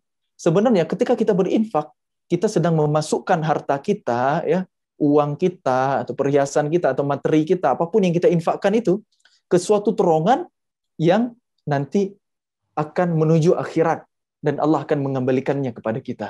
Bukankah dalam surah Al-Muzammil ayat 20 Allah berfirman wa aqridullaha qardan hasanah, dan pinjamilah Allah dengan pinjaman yang baik. Allah, kenapa Allah minta pinjam? Syekh Mutawali Asy-Sya'rawi dalam tadabburnya menyampaikan, dalam tafsirnya mengatakan ya, Karena rizki kita itu kan dari Allah. Mustahil Allah menarik kembali pemberiannya. Maka kata Allah, pinjami aku, karena ada hamba-hambaku yang lain yang rizkinya ada dalam tanggunganku, maka pinjami aku untuk dibagikan kepada mereka gitu. Dan jangan khawatir, pinjaman itu pasti kembali. Dan Allah membalas sesuatu dengan yang lebih baik. Jadi itu luar biasanya infak. Makanya sedekah dalam bentuk harta itu ya, infak itu tidak akan mengurangi harta. Justru kita sedang memindahkan rekening kita, rekening dunia ke rekening akhirat. Dan hasilnya nanti lebih besar, lebih luar biasa. Karena ibaratnya hari ini kita berinvestasi. Investasi kan ada masanya nanti bagi hasil. Nah, kita berinfak itu invest kepada pemilik langit dan bumi ini. Dan bagi hasilnya nanti di akhirat pasti jauh lebih baik. Nah, betul nih Kak Muzamil. Apalagi kita membantu saudara-saudara muslim kita di Palestina. Di semangatbantu.com ada namanya Semangat Infak Nutrisi dan Gandum untuk saudara kita di Palestina dan Indonesia. Jadi teman-teman jangan ragu lagi ya. Wah, Masya Allah banget tuh penjelasannya Kak Muzamil tentang infak dan juga sedekah.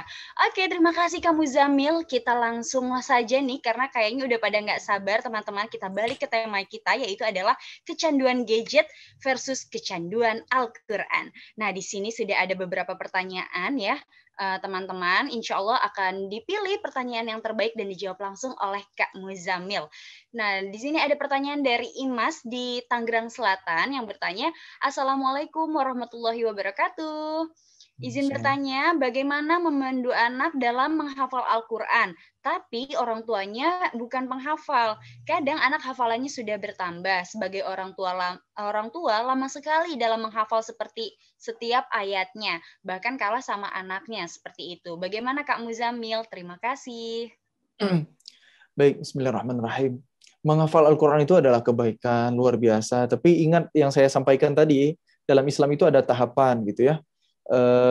Urgent sekali memang iman sebelum Quran ya. Jangan sampai menambahnya hafalan anak kita tidak diiringi dengan bertambahnya keimanan mereka. Karena akan ada satu titik nanti, mohon maaf ya, Quran itu berbahaya gitu. Bukan Qurannya yang berbahaya, tapi karena urutannya yang terlewat ya, Quran itu khawatirnya akan menjadi fitnah gitu di kemudian hari.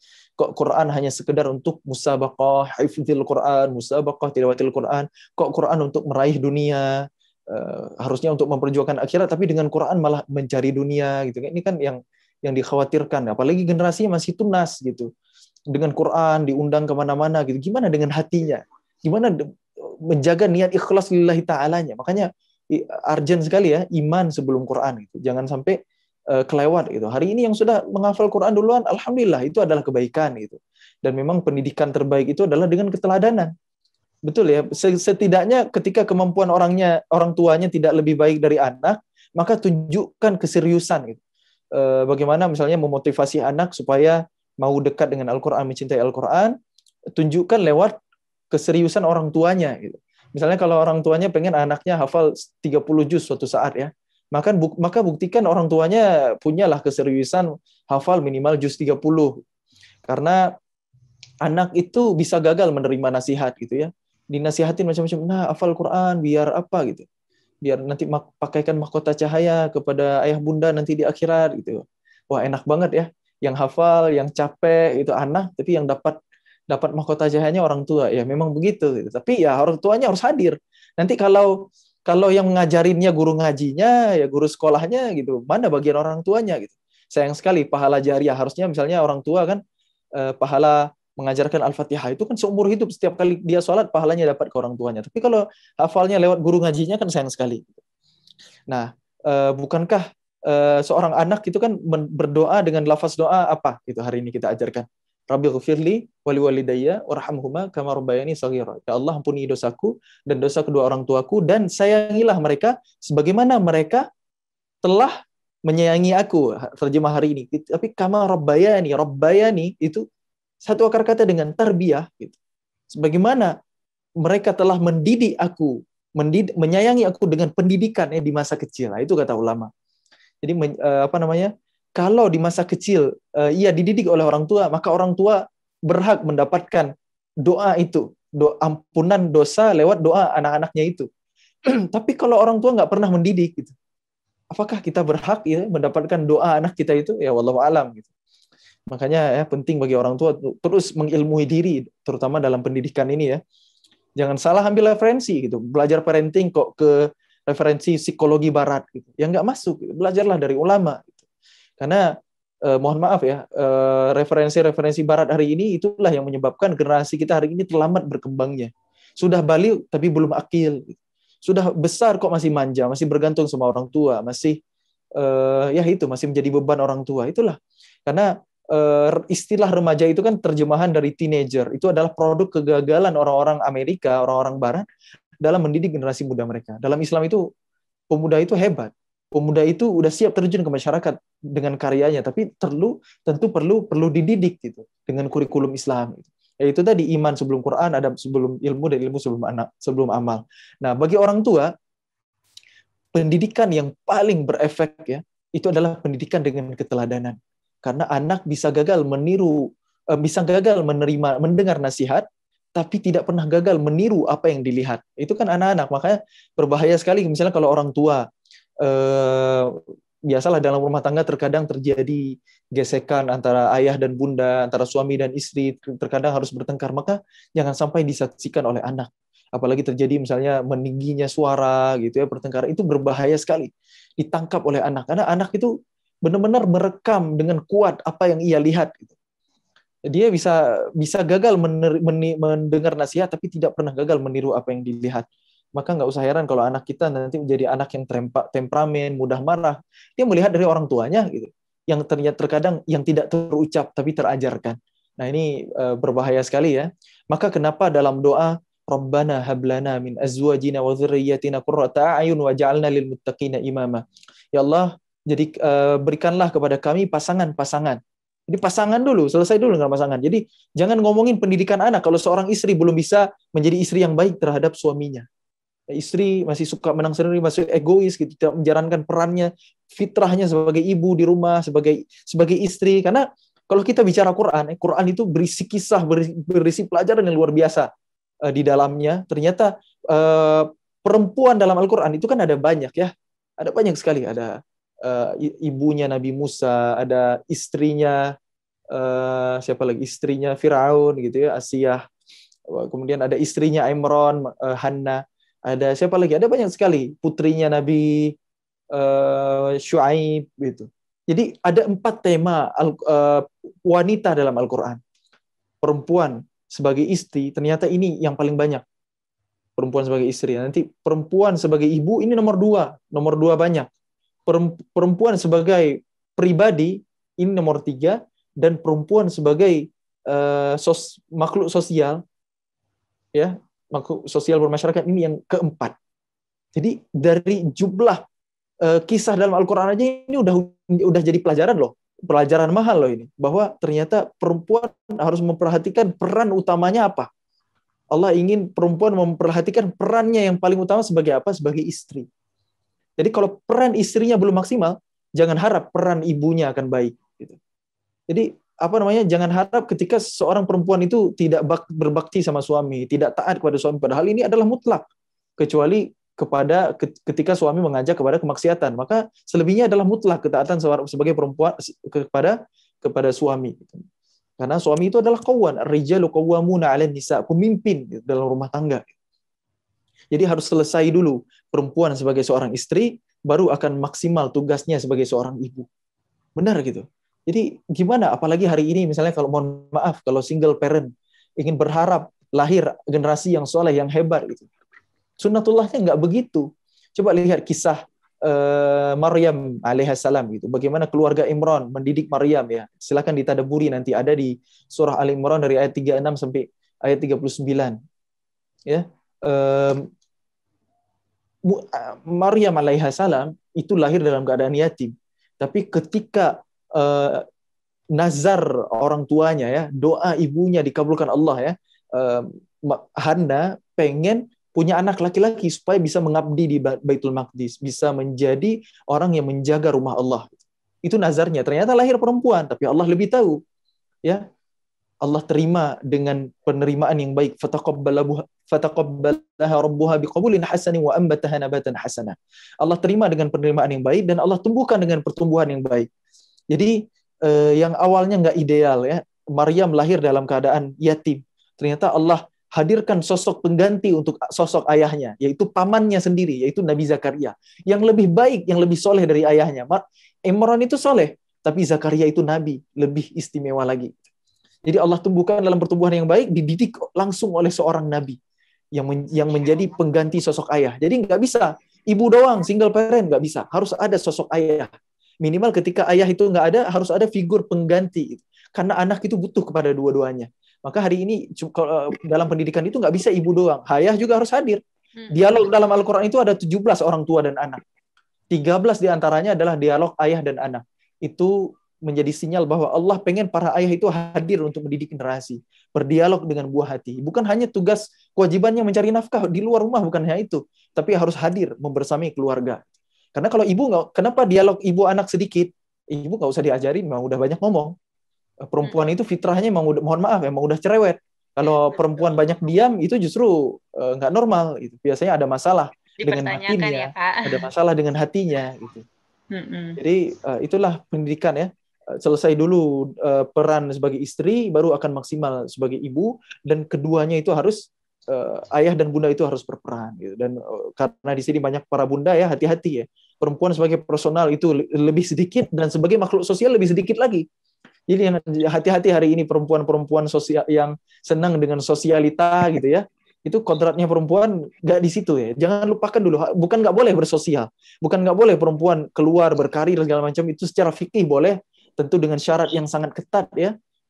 Syarat yang sangat ketat diatur dalam syariat ya, dengan izin suami, dengan apa namanya menutup aurat yang sempurna, tidak menjadi fitnah di lingkungannya gitu ya. Dan tidak meninggalkan perannya sebagai istri dan ibu di rumah. Ini yang paling mahal. Hari ini kenapa sih terjadi, maaf ya, kadang-kadang pemicu konflik rumah tangga itu dari mana? Hadirnya pihak ketiga. Kenapa? Karena perempuan kan banyak yang bekerja gitu. Kadang-kadang mengisi peran-peran laki-laki gitu ya, terjadi interaksi di luar rumah gitu. Hadirnya orang ketiga itu kan fitnah gitu. Karena perempuan itu yang fitrahnya di rumah, tapi keluar rumah dengan zaman hari ini ya, dengan renggangnya syariat hari ini gitu. Bukan nggak boleh keluar, boleh gitu. Cuma itulah ketika syariat membatasi, pasti ada sesuatu yang maslahat. Kunci sakinahnya rumah tangga gitu ya. Ya itulah ketika masing-masing sesuai dengan kodratnya, menjalankan kewajibannya sebelum menuntut haknya. Tapi coba kalau rumah tangga menuntut hak gitu. Hak dulu, mana hak saya gitu sebagai suami, sebagai istri gitu. Di situ kan problem terjadi gitu. Tapi kalau mengutamakan kewajiban, maka hak-hak yang didapatkan di pasangan itu adalah bonus. Ya, sakinah, mawaddah dan rahmah, dan dari situlah turun ke anak. Jadi itulah kenapa doa tadi ya, kita balik lagi, Rabbana hablana min azwajina. Ya Allah, karuniakanlah kepada kami pasangan-pasangan. Selesai dulu urusan kita dengan pasangan, baru bicara anak. Rabbana hablana min azwajina wa dzurriyyatina, baru anak keturunan. Jadi kan yang kita minta itu kan pasangan dulu, baru anak keturunan. Itu urutannya ya. Qurrata ayun, yang menjadi penyejuk pandangan mata kami. Kenapa mata yang menjadi ukuran, kata ulama? Karena mata itu membuat kita senang, membuat kita bahagia saat kita terjaga, dan membuat kita tenang saat kita terlelap. Itulah qurrata ayun. Kalau generasi itu, kalau qurrata ayun itu seperti itu. Ketika kita terbangun, kita bahagia, senang melihatnya. Karena itulah kenapa mata yang menjadi ukuran. Dan ketika kita terlelap, ya tidak dalam pengawasan kita nggak khawatir dengan generasi itu. Kita yakin dia bisa menjaga diri. Dengan imannya dia akan taat kepada Allah dan lain sebagainya. Itulah kenapa qurrata ayun. Dan ujungnya waja'alna lil muttaqina imama, dan jadikanlah kami pemimpin bagi orang-orang yang bertakwa. Ternyata pemimpin itu lahir dari rumah. Pemimpin itu lahir dari keluarga, bukan dari sekolah, bukan dari lembaga pendidikan, bukan dari pesantren, tapi dari rumah. Karena keluarga adalah adil madrasatul ula. Ayah bunda silakan sekolahkan anak-anak di sekolah paling mahal sekalipun, sekolah Islam, sekolah IT. Tapi nggak akan jadi anak soleh kalau bukan orang ayah bunda sendiri yang langsung turun, terjun untuk mendidiknya. Berarti memang pentingnya peran orang tua juga ya, Kak Muzamil, bukan hanya kita menitipkan kepada sekolah, pada guru, dan pastinya mudah-mudahan ayah bunda juga jadi semakin semangat nih ketika menginginkan anaknya menjadi penghafal Al-Quran, berarti harus semangat juga untuk menghafalnya dan belajar bersama ya. Amin amin insya Allah. Nah, ada lagi nih pertanyaan Kak Muzamil. yang bertanya tentang gimana sih kamu Zamil tipsnya supaya bisa mengatur waktu untuk anak-anak supaya bisa mencintai Al-Quran dan berkurang menggunakan gadgetnya, apalagi di tengah pandemi yang interaksinya terus dengan gadget. Silahkan Kak. Baik, bismillah. Idealnya memang ya, yang paling ideal, ini kita bicara ideal dulu ya. Anak itu memang tidak dikenalkan dengan gadget sama sekali. Agak ekstrim sih, nanti ada tahapannya gitu. Tapi kalau hari ini orang tua sibuk, gimana nih anak ada yang ngejaga, ya udah nih kasih gadget aja nih biar ada mainan, biar ada apa ya yang mencuri perhatian dia gitu. Jadi anak gadget nanti ini, bukan anak orang tuanya. Makanya apa namanya, gadget itu memang di satu sisi fitnah, tapi di zaman pandemi hari ini apalagi anak-anak berinteraksi dengan gadget sangat intens sekali, maka nggak ada kata lain yang bisa saya sampaikan selain titipkan kepada Allah ya, titipkan anak-anak kita kepada Allah sebagaimana dulu Maryam mempercayakannya kepada Allah, sehingga Hana ya, ibundanya Maryam mempercayakan putrinya kepada Allah, sehingga Allah tumbuhkan dalam pertumbuhan yang baik di lingkungan yang terbaik, sehingga terjadi keajaiban ya. Beribadah di mihrab datang makanan yang buah-buahan bukan pada musimnya, yang itu diketahui berasal dari sisi Allah, dari surga gitu. Maka titipkan kepada Allah, doa gitu. Doa senjata kita orang beriman. Kita hari ini ilmu terbatas ya, godaan setan banyak sekali. Gadget itu kan salah satu jebakan-jebakan setan hari ini ya, perangkap-perangkap setan untuk generasi kita. Maka kita nggak kuasa hari ini. Setelah kita udah membatasi, udah mengawasi segala macam ya, tapi tetap aja bisa kecolongan. Maka serahkan kepada Allah sambil kita terus berusaha sebagai orang tua ya. Tunjukkan keseriusan kita di hadapan Allah ya. Dengan kesolehan kita gitu ya, dengan doa kita ya, mudah-mudahan anak-anak kita dijaga oleh Allah Subhanahu wa taala, di samping kita berikhtiar juga untuk menjauhkan dampak negatif gadget dari generasi kita hari ini. Tapi kalau bicara ideal ya, memang ini agak sulit ya, nggak dikenalkan sama sekali. Karena gadget itu memanjakan dan merusak gitu. Hari ini coba lihat kita ketergantungan gadget. Kan kemampuan kita malah berkurang. Harusnya kan dengan kecanggihan teknologi kita makin cerdas, makin hebat, tapi nyatanya enggak.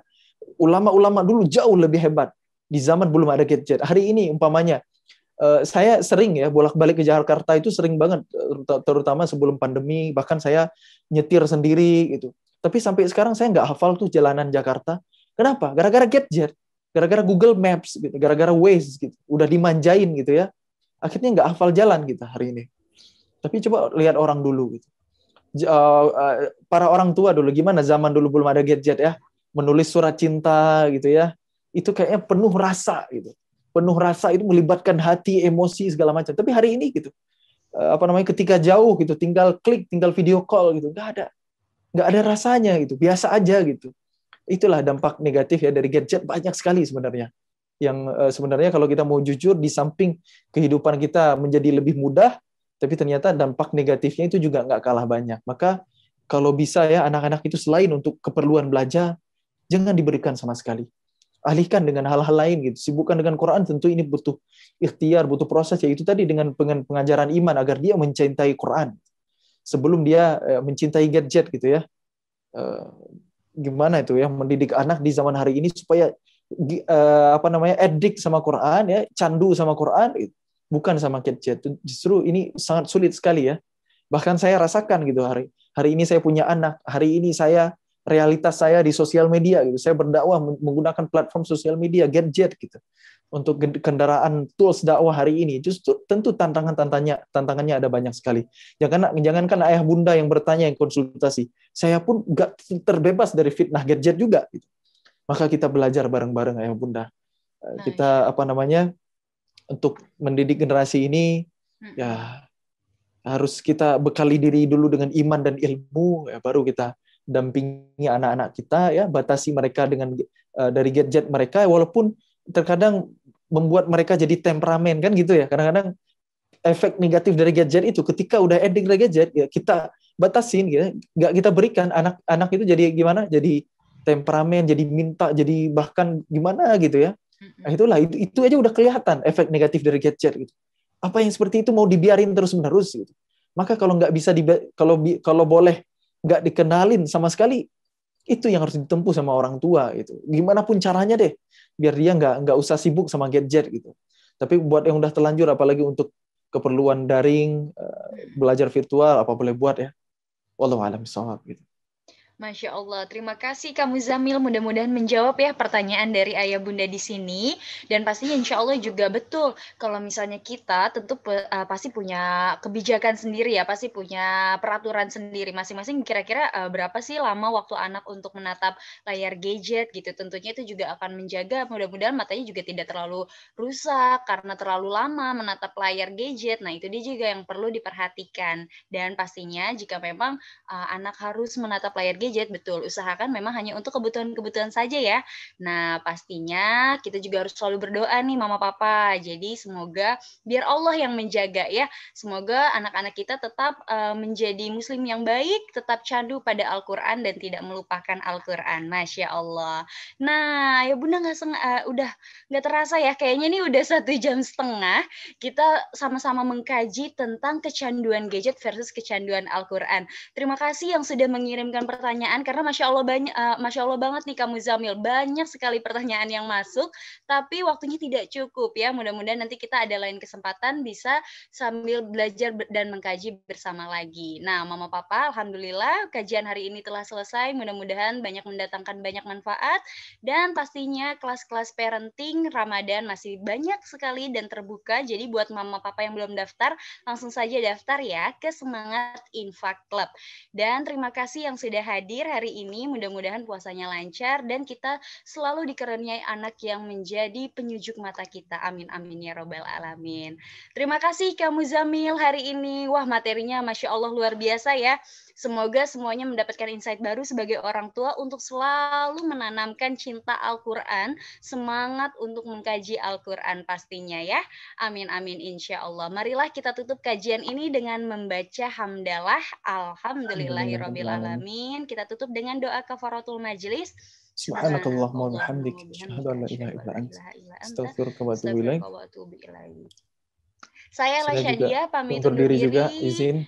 Iya, terima kasih Kak Muzamil. Saya Ella Syadia pamit undur diri. Terima kasih teman-teman. Sebelum itu kita foto bersama dulu yuk. Nah, bersama dengan Kak Muzamil. Boleh silahkan teman-teman diaktifkan videonya sebagai dokumentasi. Hai, alhamdulillah. Terima kasih Mbak Ulfiatur Rahma, Mbak Monita. Terima kasih ya yang sudah hadir di kajian hari ini. Wah, Masya Allah ada Mas Syahnada juga nih. Sepertinya sedang di luar ya. Ya, dari luar. Masya Allah, di mana itu Mas Syahnada kalau boleh tahu?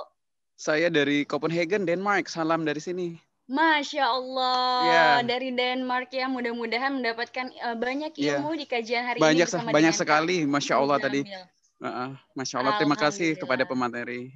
Alhamdulillah, alhamdulillah. Yuk teman-teman boleh silahkan kita foto bersama dulu. Oke, siap. Akan saya hitung ya, mundur ya. 3, 2, 1. Sekali lagi, 3, 2, 1. Nah, alhamdulillahirabbil alamin. Terima kasih banyak teman-teman. Semoga teman-teman dan keluarga selalu sehat, walafiat, semangat menjalankan ibadah puasanya dan sampai jumpa di kajian berikutnya. Wassalamualaikum warahmatullahi wabarakatuh. Waalaikumsalam. Assalamualaikum warahmatullahi wabarakatuh.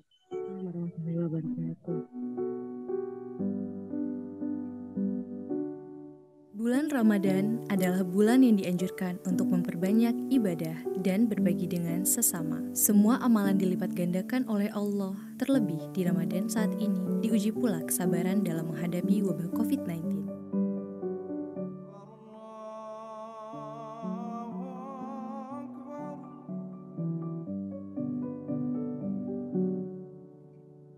Ini menjadi momentum yang sangat berharga bagi kita untuk berbagi dan peduli terhadap orang di sekitar kita. Dan kini hadir Ramadan Semangat Berbagi Bersama, Semangat Bantu.